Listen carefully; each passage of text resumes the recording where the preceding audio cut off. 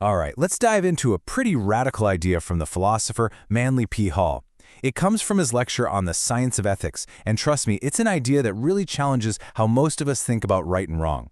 So this whole thing really hangs on one single provocative question. What if morality, the rules for how to live a good life, what if it wasn't just a matter of opinion or some ancient belief? What if it was as real and as provable as a law of physics? To really get our heads around this, we've got to look back. For literally thousands of years, people have been searching for a kind of instruction manual, a fundamental code for what it actually means to be a human being. I mean, just look at someone like Confucius.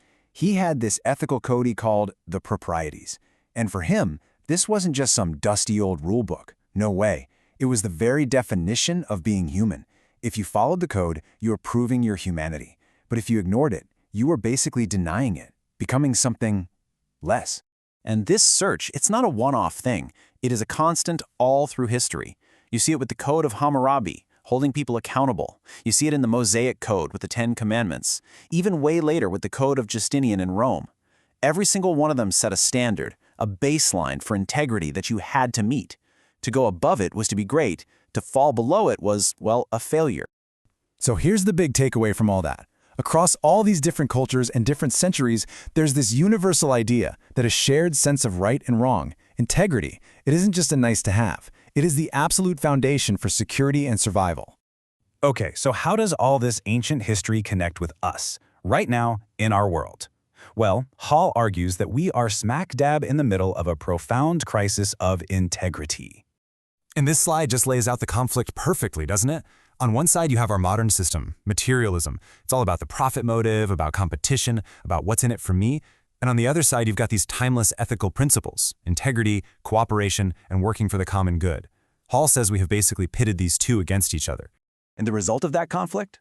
We're sacrificing our collective well-being, our peace of mind, for a system that, as Hall says, is barely even working for us anymore. We're choosing profit over principles, and the price we pay is a society just filled with anxiety, fear, and deep instability. So this leads us to Hall's most out there idea. If our current way of doing things is failing us, how do we prove a more ethical way is actually better? How can ethics become scientific? Hall's answer is brilliant. He says we just have to use history as our laboratory. The method is actually pretty simple. You observe a behavior, say widespread corruption in a society, then you record the consequences, social decay, collapse, suffering.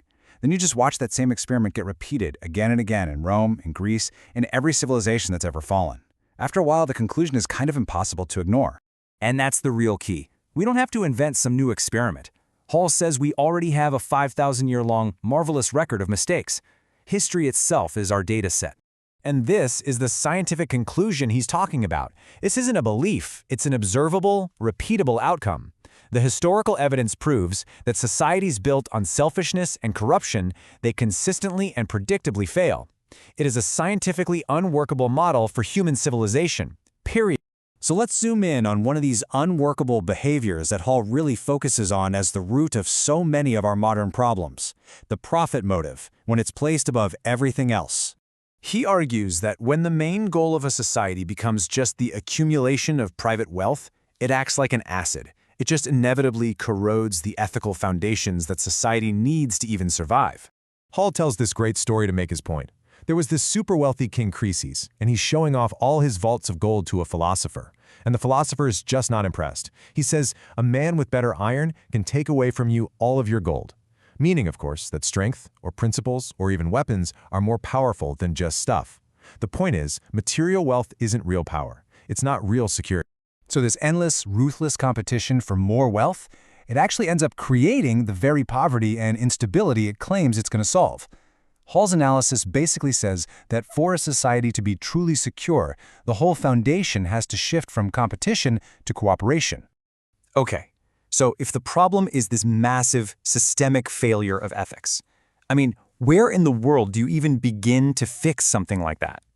Well, Hall actually outlines a really clear path. And it doesn't start with some big global revolution. It starts with you, with the individual choosing to live by a personal code of integrity. That integrity then gets taught and strengthened within the family. And then, finally, it has to be led by our two greatest tools for understanding the world, science and what Hall calls religion or idealism. And this slide, this captures his ultimate vision. We need both. We need science to show us the hard, cold facts, to prove what doesn't work, based on evidence. But we also need idealism, what he calls religion, to give us the why, to give us the principles, the values, the belief in something bigger than ourselves that inspires us to build what does work. Together, he says, they can create a philosophy of life that can actually last. And that leaves us right here, with this final, incredibly powerful question. According to Manly P. Hall, the evidence is in. The experiment has already been run. We have a 5,000-year textbook telling us exactly what leads to disaster.